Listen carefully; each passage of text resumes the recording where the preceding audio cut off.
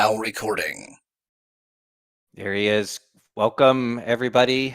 And welcome, Craig. Welcome, Craig. Welcome, Kruger. Hey, thanks. All right. Welcome, Yeah. Kamets. How you doing today, buddy? Man, I'm doing good. We're here Wednesday, February 21st. I do always love to hang out with you guys on a Wednesday. Yes, that's what it's going to be all day, Wednesday. I can't get away from it, folks. This is who I am. You're just gonna have to love me as I am. This is just the way I talk. But I can talk about FX. Oh yeah. So we'll just dive right into it, shall we? And it sounds friendlier with your accent. I mean, honestly, it's abrasive and grating from me, but from you, it's like, oh, that sounds all right. that coarse Canadian just that's right. yelling at you to get out of the way, and yeah, that's the classic here. Up yours. Yeah, that's basically all we hear for an hour, just on repeat. Yeah. Well, yeah. I mean, I'm not the best representative of my culture in that sense. Sorry. Okay. Mm-hmm. All right. So FXUSD. Let's talk about what's the latest updates there. It's almost here. It's oh boy, it's imminent. It's on top of us. But as I said before, we gotta the audit rolls on. I mean, it's the watch pot situation here, right? K-Meds, like this audit is we're just awfully excited about getting the results and getting the details sorted out. We're expecting it very soon, but as of yet, it is not in our hot little hands. So we continue to wait. Yeah, that's sort of the big thing at the moment, and of course we'll let you guys know once it's everything is kosher and it's ready to roll. But now that having been said, it's not like we've been sitting on our hands over here. We've been working out getting the details ready for a few different things that are going to coincide with the FXUSD launch. And starting to sort out some of the docs as well to try to figure out how best to sort of explain and share some of the differences of how FXN and like boosting and things are going to work too. So we can talk about that. Yeah, we've got like a couple of things really to kind of go over that'll kind of like get us prepped for the launch and kind of like offer some more info on the system itself. But I can go ahead alpha, and kind of. Huh? No alpha. It's alpha free. God, no. Alpha right, free. We just lost our whole audience. They're gone. All right, kick us off with the seed event. You've been working on that, K-Meds? Yeah, I've been kind of I'm writing an article and it'll be coming out here in the not too distant future, next couple of days, about the seed event. So obviously, when we go to launch FXUSD, you kind of to mint the FXUSD and earn and then also to mint the X tokens, you kind of need some reserves in place, in order to make the system functional and kind of like a pleasant experience for folks to utilize it. Otherwise, it's just going to be going in and out of stability mode, and it's just going to be not an unpleasant experience for folks to try to get into. Well, so. Yeah, it drives the size, right? If you have a very small reserve, then the size that you can interact with that reserve is also quite small. And if you try to push or pull too much from that reserve, like if you try to pull too big of a fraction to that reserve, it can destabilize it. It can cause too much wobble. So having that reserve is it's a buffer that we in order to have the strongest launch, we want a big reserve buffer, right? Yeah. At least enough of one for folks to kind of take advantage of the system and really get something out of it. And so we're going to be having a seed event for the vaults that we're going to have, the Steth and Frax ETH vaults. And so basically how it's going to work is folks can come and they can deposit the base tokens themselves, Steth or Frax ETH, or they can zap in with ETH or USDT or USDC. And when you deposit that will go towards basically minting a 50-50 ratio of the stable and the leverage token for each of those vaults. If you deposit one Steth, you'll get 50% of that in the stable version of Steth, and then 50% in the X version, X Steth. And so so essentially, once the seed vault hits 1,000 for either of them, it's kind of a race to get it going to 1,000. Once one of them hits 1,000, we can initialize the system, and minting and redeeming can then begin, and FXUSD will be launched. So that's kind of like sort of the very basics of it. Now, the kicker is, so obviously you're like, okay, so why do I want to deposit into that? Is because we've got some incentives lined up with the vaults, so that folks that deposit into that will be able to get some incentives from our partners and some FXN tokens, and we'll go into it in the article, but the gist of it is like, your ability to earn is based on your time spent in the seed vault, and then also like, how, if you make it to the very last moment of the seed vault before we flip it on, you'll get a bonus amount as well. So the specifics and the ins and outs of it, we'll go through kind of like with the article and with a Twitter thread, but it's all designed to make sure that folks have that capability to get in there and utilize the system once there's a sufficient amount of reserve tokens in there. And so it's kind of one of those deals where folks can deposit, and they can also withdraw whenever they want as well during the event. You just need to be kind of aware that like once the system is initialized, the seed event will still be going on. So the collateral ratios can change, so that will affect kind of things that are going on with your deposit. So just while you're in there, you're exposed to a mix of F and X ETH, right? And so it starts out 50-50, which means you're just still tracking your reserve tokens.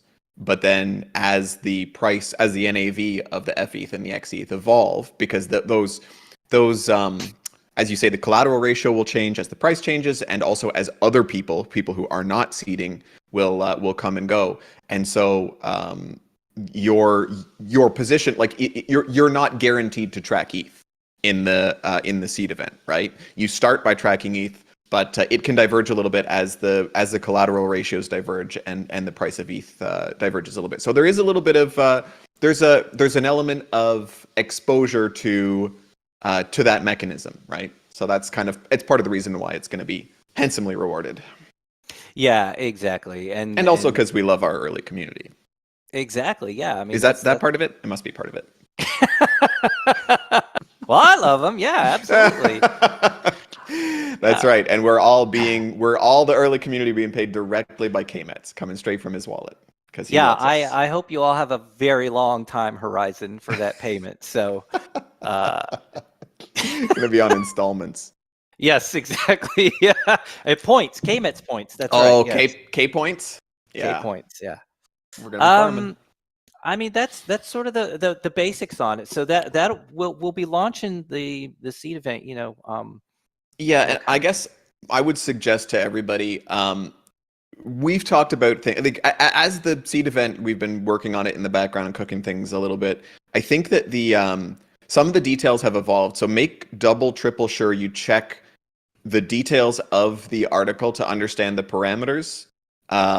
Things like when you can access your, like when you can get your when you can get your deposit back out, and how long you have to stay to get the extra bonus or whatever. Like all of those details will be laid out in the article, and I do suggest that you just double check on those, because as we're describing them, we tend, in this community call, we tend to like share things that are mostly cooked, say 3/4 cooked, half baked. No, not half baked.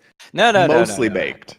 But they are subject to change. So do double check that in the article, and we'll make sure that that's got all of the correct details. Yeah, I'm trying to kind of stick to sort of like some broad sweeping strokes here. So, but not to bore you guys with all the details and everything, but also just want to give you like sort of a general picture of what to expect. But that, I mean, like, once we kind of get like the audit lined up, I mean, the seed event, we're we're excited and ready to go with that. So, And I think, I mean, as a suggestion to toss out there for the boosters, I think that there might be a good opportunity to kind of spin this as like a competition between Staked ETH and Frax ETH as to, you know, this race to fill up the seed event. I mean, I suppose it's just for bragging rights, but you know, anything for a meme, right? yeah, absolutely. Yeah, I mean, you know, the faster we can get to 1,000 ETH, the faster FXUSD will, Will you know, be launch. initialized. So, I Yeah, mean, exactly. I don't want to sit around and wait for that, you know. Exactly. Well, I'm only putting in half of that, so somebody else is going to have to take the other half. Oh boy, Zero, just be nice. Oh boy, I'm gonna drag Cyril up on stage here in a few minutes. Yeah, let's hear. Let's have Cyril come up and entertain us. Well, you know, actually, yeah. Well, we'll get there. We'll get there. But I mean, that's basically the Will broad. we? I don't think we've got much. Never mind. Go on. Oh, I've got That's something the for seed Cyril to event. talk about. Yeah. Oh, okay. All right. All right. So let's should we push on? That's the seed event. It's coming. Yeah. It's going to coincide with the basically we're trying to line things up so when the audit comes back in, we're gonna, you know, we're gonna hit the confetti cannon button, and then shortly thereafter the seed event kicks off. We build that reserve up, and then once we've got that reserve, we flip on the switch, the big power switch, and we start the fun. We go That's right. live. Yeah. That's right. So the other thing, so what I've been kind of puttering around with this week a little bit is cleaning up the documentation and sorting out a little bit how FXN farming and VEFXN boost is going to work. And I'm not going to get too deep into the weeds here. Like, definitely, I would recommend to. I mean, of course, I wrote it, so I recommend everybody reads it. But the docs will hopefully be clear enough that they can lay everything out. But there are some kind of important differences between how Boost works for Boost will work for VEFXN versus how it works for Curve. And again, without getting too deep into the weeds, it actually has to do with, you know, like there are some like technical implications of the way that the rebalance pools work. Like, they're not tokenized, and so they can't be a gauge in the Curve sense.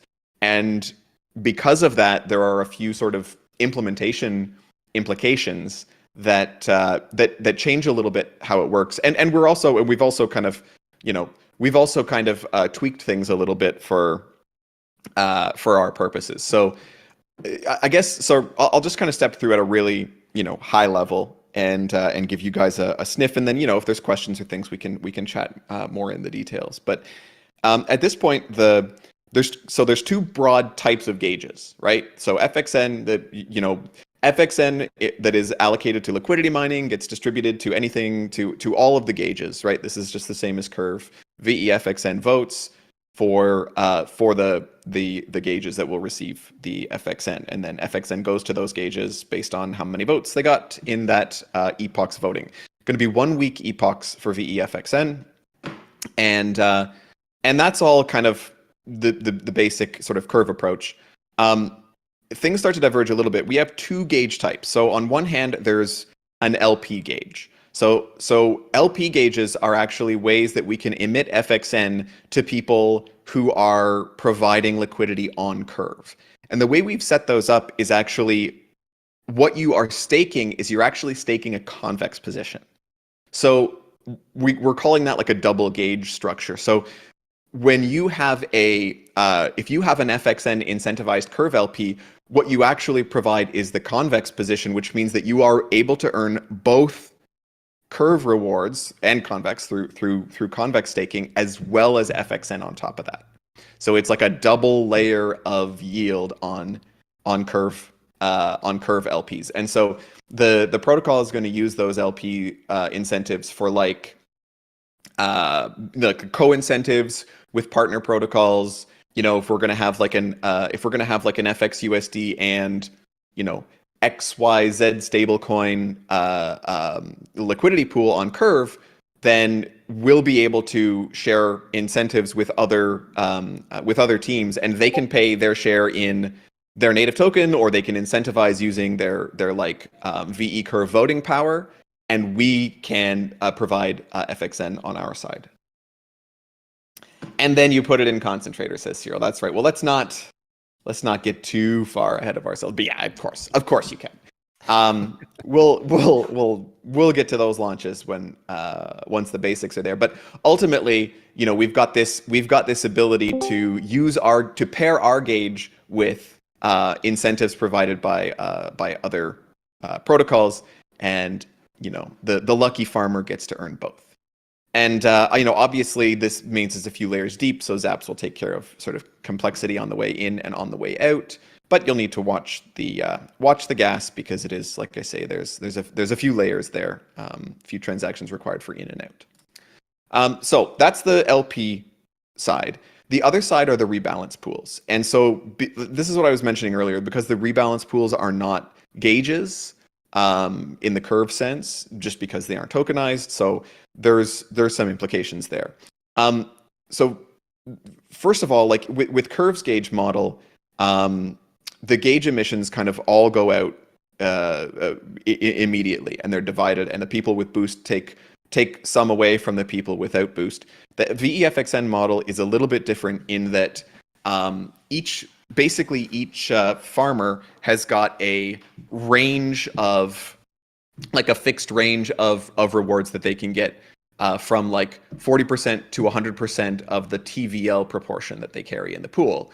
And if you have maximum boost, you get that maximum share, and that share doesn't get diluted by anybody else having high boost, right? Like, you independently make sure that you have your maximum boost, and you get a maximum your sort of maximum reward. What that means is that for farmers that don't have maximum boost, there's this leftover FXN. So basically this leftover amount that would have been allocated to them based on their TVL, but their boost was low. And that FXN will roll over and increase the total FXN distributed into the pool. So basically, when a farmer makes a claim, and they claim all of their FXN that they're entitled to, if they didn't have max boost, whatever FXN that they were entitled to that they didn't claim, then automatically adds to the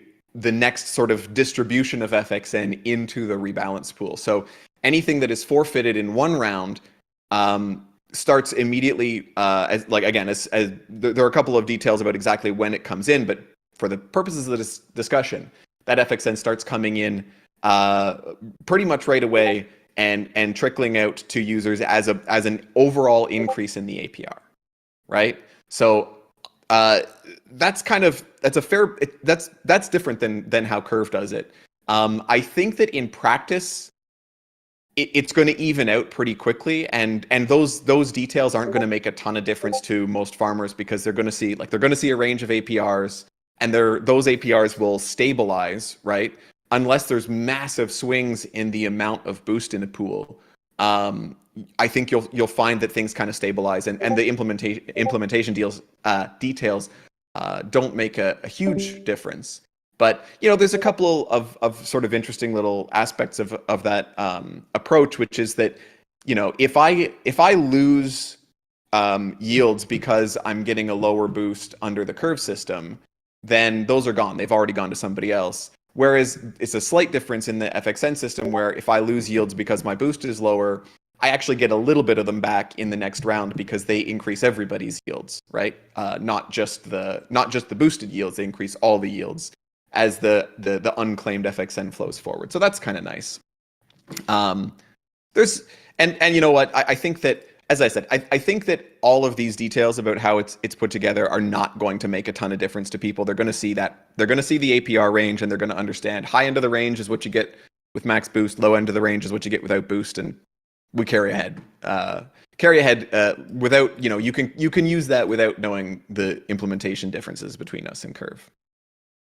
Yeah, and obviously, we'll have a detailed article that'll be coming out that we'll spell it all out and make it very clear for you guys how that all functions. So but yeah, so Cyril's got a question here. In the end, could it report the total distribution duration?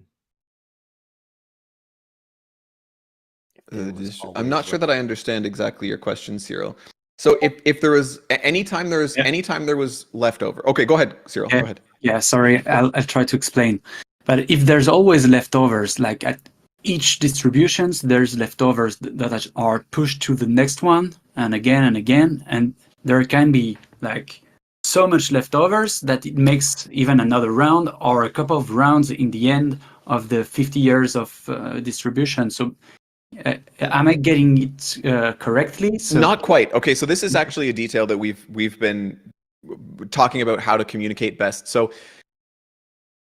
again, so the leftover thing, the rollover, it doesn't roll over. It doesn't come in at the same time as the next gauge, right? Basically the rolling over FXN is pumped out as soon as there is enough rolled over FXN to not. Okay, let me take a step back. When new rewards come into the rebalance pool, they're vested over 7 days, and we see a similar thing with like the burn rate in the Clever Furnace, where when rewards get dumped in, like at a harvest for Clever, or it'll be the same thing here. Rewards will actually have to be harvested from the gauge into the rebalance pool.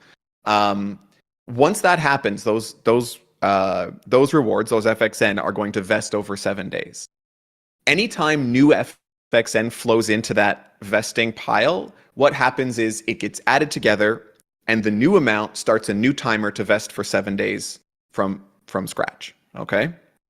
And so what can happen is if you've got like let's say you have a harvest, like a large harvest that's been vesting for 6 days, so it's almost gone. There's not very much left to distribute. You're expecting a big harvest tomorrow, but today a little tiny bit of FXN or a little tiny distribution comes in that's not the big harvest. Well, what happens is the small distribution comes in and it adds to the small distribution from the that was left over from the last vest, and that goes to a 7-day like that gets amortized over 7 days, and what you see is like this huge drop in the APR. And it's false, and it's taken care of tomorrow, because as soon as the next big distribution comes in, the timer resets with the correct full amount, and the APR goes back up to where it should be. So the FXN that is rolling over will just immediately be added into that pile of FXN. So anytime there's a rollover, that FXN will be added immediately into the distributable FXN, and the 7-day vest timer will be reset, unless that action would cause the APR to drop by like more than 10%. And if that action would cause the APR, again, the stated APR, to drop by more than 10%, and if that would happen, then we just hold on to that FXN and we wait until there's enough FXN that is kind of accumulated that we don't get that drop. So that will come either after a big harvest.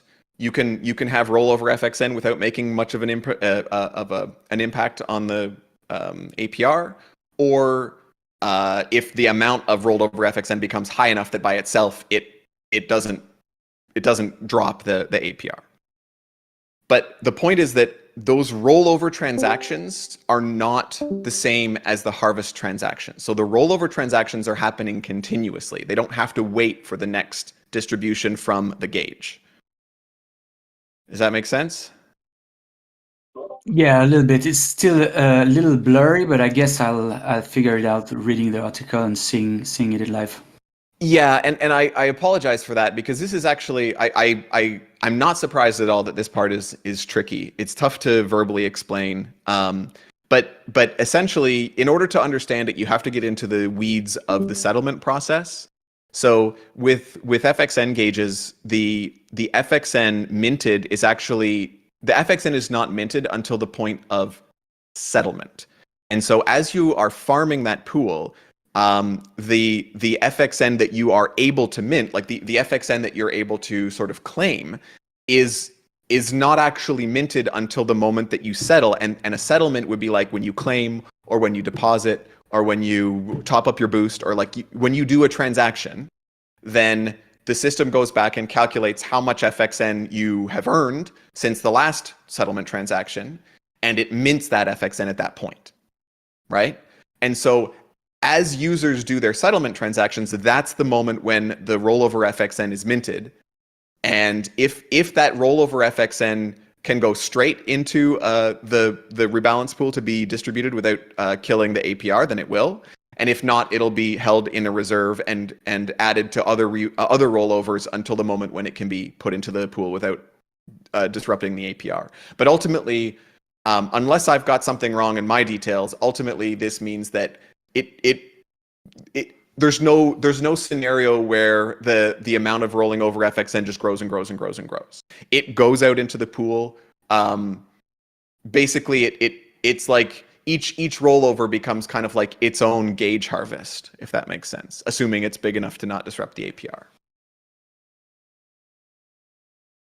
Yeah, obviously, as you could tell, there's a lot of parts to it, and yeah, it takes a good bit of kind of like sitting and staring at it to kind of figure it out.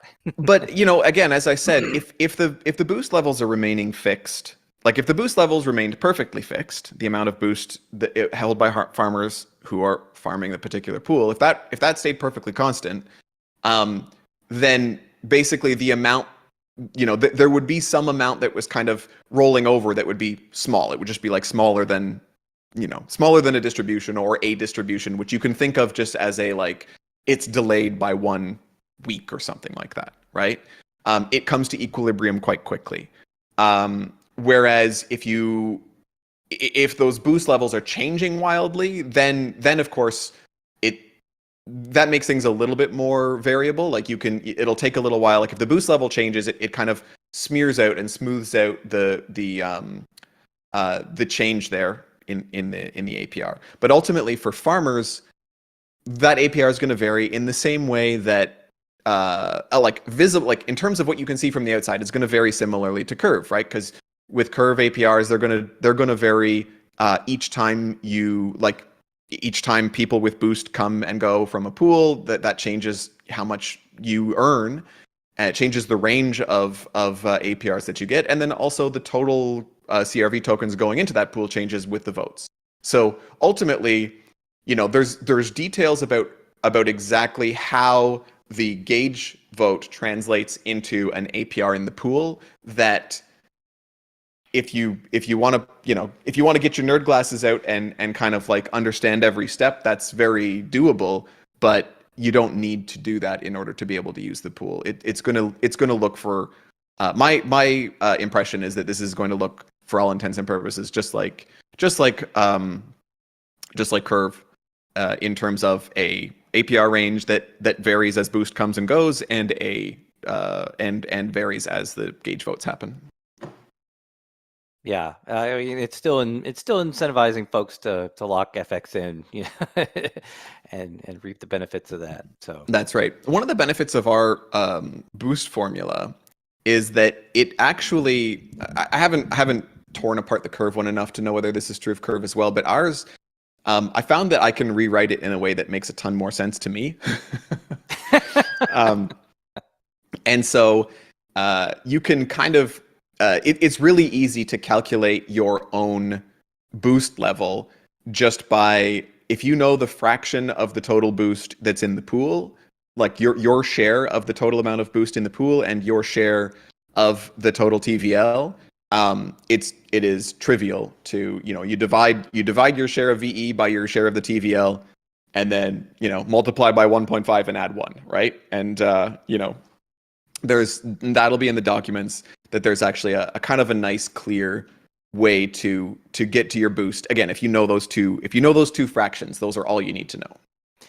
I have to say, just kind of watching Kruger kind of like go through all the math and then kind of boil it down to something very simple. It's kind of like fun because he's like translating like this very high math like down into sort of like what I would call it, like sort of like degen arithmetic, so that I can process it. And so he's the only weakness in that plan is that you're assuming I did the translation correctly. Well, you're a sharp guy, right? Yeah.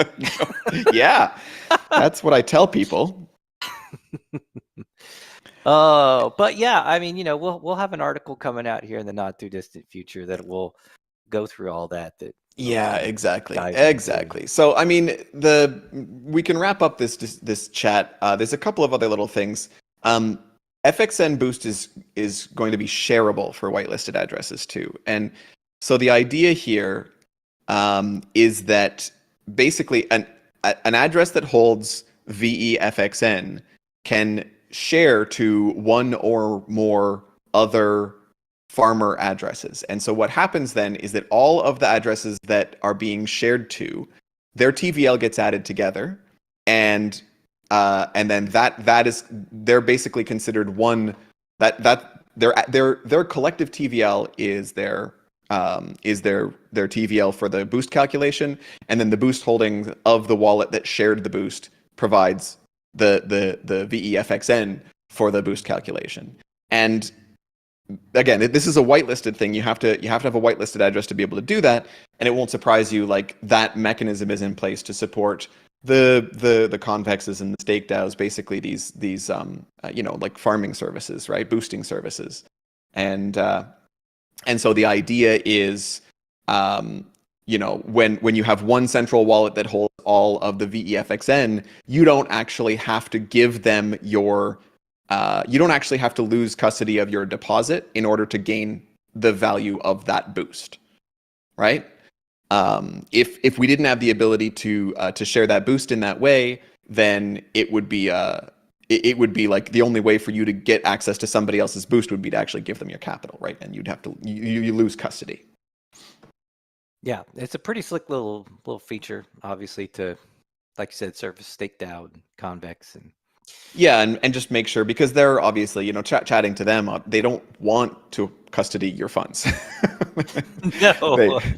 they want you to custody your funds, and so it's a nice way to make sure that boost can be shared even without having to give up custody. So that's good. Delegation is also possible, but boost delegation only works for the LP gauges, not the rebalance pool gauges. And that's one of the implications of just the difference between our rebalance pools and a proper curve gauge. So check out the docs. They're going to have all the details there. I also kind of mentioned earlier about emissions needing harvesting. So again, just this one is especially one of those details that just comes technical implication of how our rebalance pools exist, how they're not tokenized, is that when VEFXN votes for rewards, they go to a gauge, but they basically go to a place where the gauge can then harvest them. So the gauge doesn't get them immediately. Instead, there will be a keeper function that will be able to harvest those yields into the rebalance pool. So with a 7-day claiming like a linear vest on the gauge emission, and then a 7-day on the rebalance pool emission, it means there's going to be about a smoothed out sort of 2-week period that as rewards are coming from the gauge, that they're going to sort of flow in to farmers. So hopefully the net result, as I said, is that it looks all the same as curve, but hopefully the yields don't change too crazily and too wildly. We want things to be relatively smooth if possible. That's the dream, right? Yeah, you know it. Yep. You know it. Yep. All right. Well, there you go. There's your boost discussion, and there's going to be a lot to pull apart on that one and really dive into. And like I said, I anybody who's feeling like that's a lot to deal with, I continue to think it's not really necessary to grok that deeply in order to be able to farm this like anything else, Yeah. The fundamentals are the same. Max boost gets you max yield, and if you don't have enough VEFXN, you need to get somebody to share with you, like for example Convex, which is or Stake DAO, like that's their whole thing, right? They're really good about that.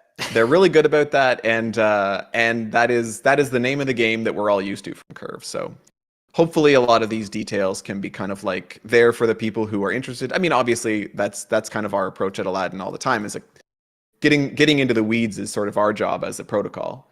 But when people come to use it, none of those nitty gritties are generally necessary to get the most out of the protocol. That's right. Yeah.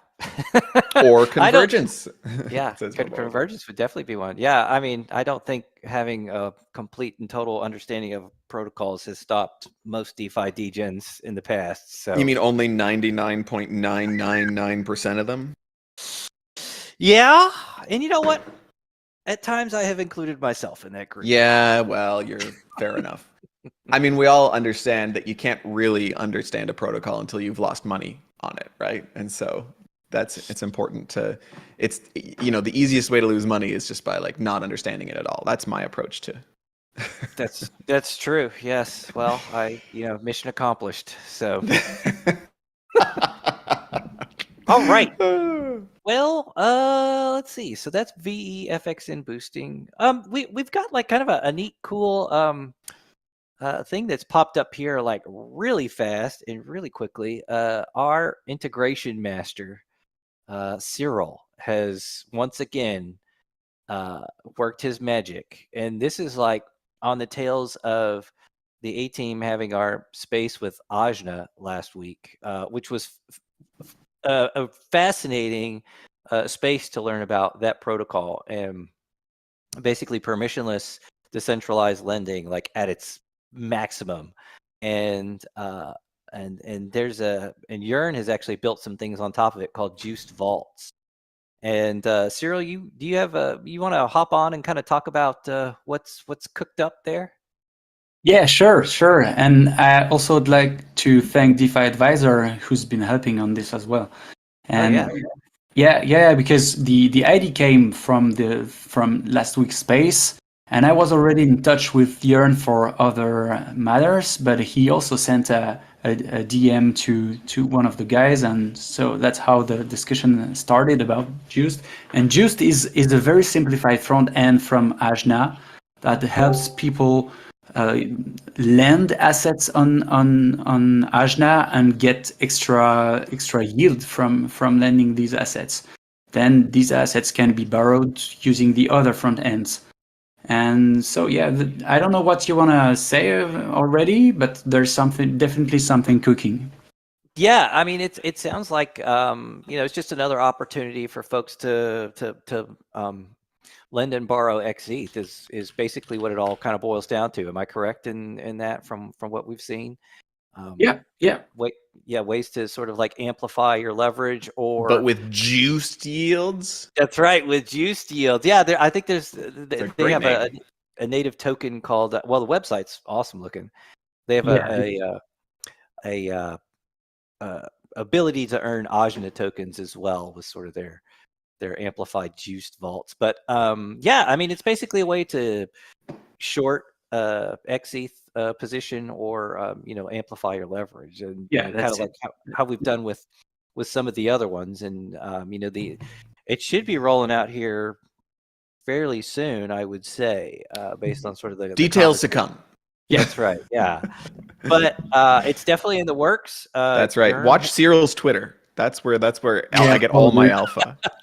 Probably. And the good thing is that Juiced also gives you the ability to keep the rewards or compound them. You can basically choose. So that's good. So that's cool. Keep your FXN rewards. Oh, okay. It's not easy to get your paws on FXN these days. That is a known fact. So I'm always keen to find new avenues there. And actually the start of liquidity mining with the kickoff of the when that's all happening, which we haven't really talked about. Got to be cagey about that still, but yeah, that's going to be when the farming kicks off and the boosting kicks off. Boy, that's finally we're going to be able to get a little bit more of that in my wallet. Going to be nice. Going to be good. All right. What's next? Let's see. Well, thanks, Cyril, for hopping on and talking a little bit about that. We've got Yeah, we've got we've got a Twitter space tomorrow with EtherFi. EtherFi? Why EtherFi? What is there to Well, be learned from that? they've got these liquid restaking tokens, and if I'm correct, I This- think that they're the largest liquid restaking token provider, or at least like one of the top three. I can't recall off the top of my head. We'll find out tomorrow for sure. Liquid Um, restaking's so hot right now. I mean, I did not see that narrative coming as hard and as heavy as it has, which maybe speaks to my stupidity, because it's unbelievable. And so they're going to come on a space with us tomorrow, and it'll be myself and Kruger and CryptoVestor. And I'll kind of tease it by saying this: they're excited about FX protocol. So and they're very much looking forward to being on the space with us, talking about liquid restaking, sort of the ins and outs of it, sort of like the use cases of LRTs in the future, what the possibilities might be. For me, I'm looking forward to finding out what the hell's going on with liquid restaking. I may be behind the eight ball on that. What do you think, CryptoVestor? What are we learning in this thing? He might not be able to talk this morning. I don't know. Fair enough. That's Yeah, true. I do that sometimes, don't I? I just like dump it. I just like suddenly call on a.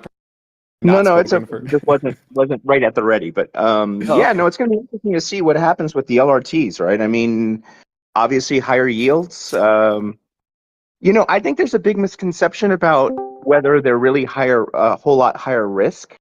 Okay. I'm really curious to see what they think, like what their perspective was.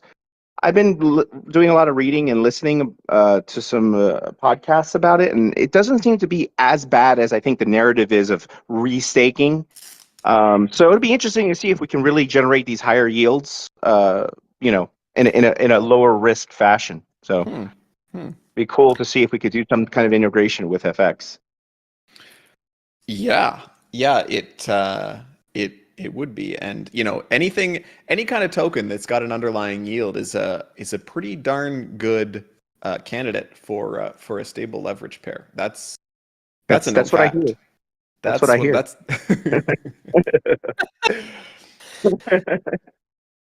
So we'll be chit chatting with them tomorrow at 6 p.m. UTC on X. So it will be recorded if you can't make it. So there you go. Yeah. So that's basically FX in a nutshell for this week. So. And I think most of what we actually have to talk about. So for everybody who's looking at their watch, what a couple other little minor things. We've been watching Clever on CIP04. It's been in effect. We have been as per the proposal that was voted in. The team has been basically the fees were turned up, and every time there's a harvest, the additional fee is donated, quote unquote, directly to the furnace to increase that burn rate. And we're keeping an eye on how the discount evolves, and how the deposit levels in the furnace evolve, and also the deposit levels in Clever itself. So that's an ongoing project in the data gathering phase. Yeah, it's sort of a kind of a hysteresis effect, if I can use a $10 word there. Oh, nice. Yeah, to kind of see the effects of that proposal, because obviously that you're getting it on two ways. One, on sort of the Clev CVX minting has decreased, but then also the CVX in the furnace has increased. So you're kind of exactly in both spots there. So you kind of have to wait to see for the effects of it, and then obviously the effects of sort of like the bribe market, or the bribe markets on convex, the incentive markets on convex, and how those affect things as well. So without getting too deep into control theory and feedback, let's just say we are you've got a degree in engineering just like I do. Stop I don't know dumb. what control theory is. I know water goes downhill. Oh, right. I forgot you're that kind of engineer. Never mind. Oh boy. But anyway, I mean, clever's clevering. Which and by the way, I mean, I was looking at it this morning. For those of you that have Clev CVX that are always kind of like looking on ways I'm tricking things, you should go and look at the Clev CVX opportunities on Concentrator.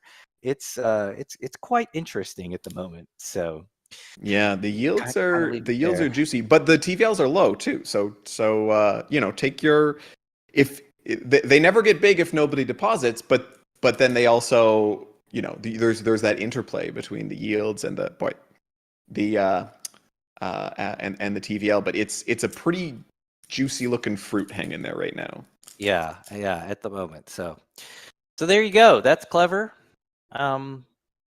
Concentrators just it's just doing what it does. It's That's sort of like one of the brilliant things about these systems that have been, instantiated and put in place is we can, because they work so well. Like Concentrator doesn't even need like the like token incentivizations for it. That we can focus on building stuff like FXUSD, because these other systems function so well without any sort of intervention, which is ideally what you want. Ultimately, is like legitimate protocols that work on their own without. Well, human exactly. You beings want being it the you want it to leaders. be a tool in the box that just kind of works when you need to use it. Not everything has to be a. I was gonna try to use like an analogy. Subscription services, like not everything. I don't need a subscription to the hammer in my toolbox, but we won't go down that path. That's an interesting business concept, huh? Subscription hammers. Well, I mean, the hardware store near me does have tool rental, and I've taken Well, advantage of it as well. Well, I mean that's something. I was thinking like a hammer that is whose hardness is determined by like a magnetic field or like an EM field that you generate inside it. So it's mushy until you activate it, and then yeah, you pay a subscription to be able to activate it. I think that would be a great business. Oh man, The that is quickest way to get hated by the largest number of people who use hammers. it's just it's a pay as you go. It's only useful once you put the quarter in the slot. Exactly. And if people get angry at me and try to hit me with their hammers, joke's on. It's just going to be floppy. Oh man. Well, yeah. Gray goo nanobots is exactly what we need. Exactly. I mean, I'm gonna let the nano people work on the nanobots. I also think the material side, the materials folks might be able to, like, there might be a competition there. Folks might be able to do something with like a ferrofluid or something like that. Oh yeah. Lots to We'll leave it to them. Ponder there. Yeah, All that'll right. be the next Aladdin project. Ferrofluids. Ferrofluid hammers that you need a subscription to use. Oh boy, these community calls, they're going downhill, aren't they, gang? Yeah, exactly. Haven't seen the rails in a while. Oh boy. Okay. Well, let's see. We've got. I mean, that's pretty much it for Concentrator. Yep.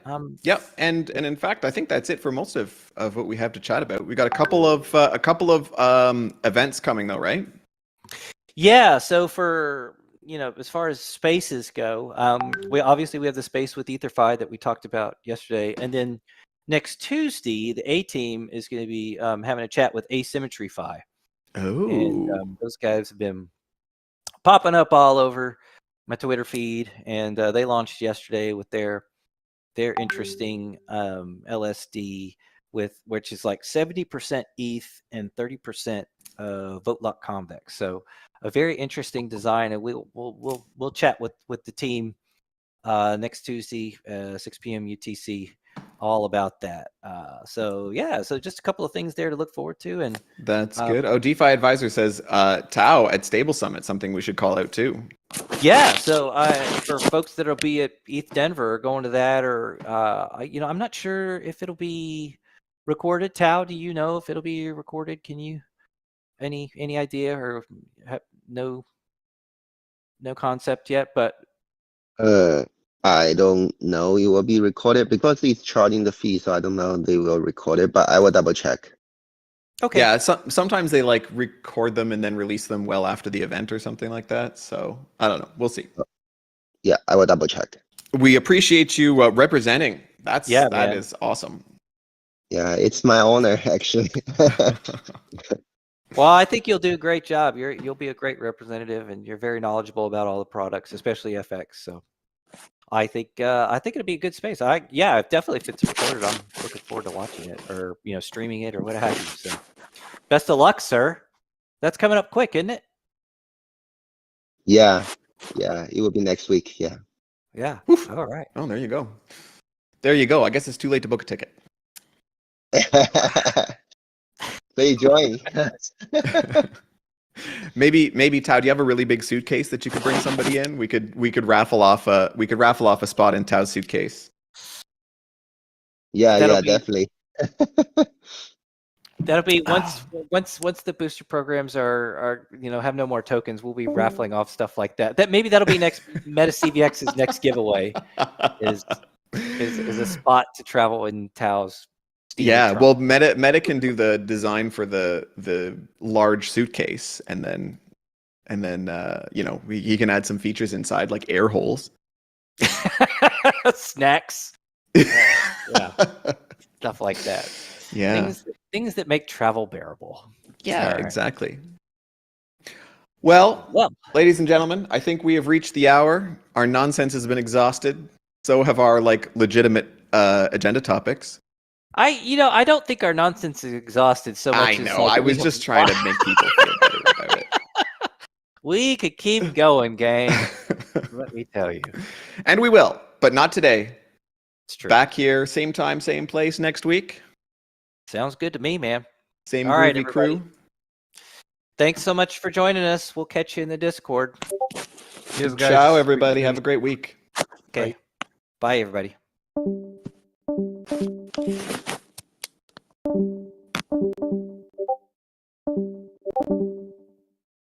Thank you.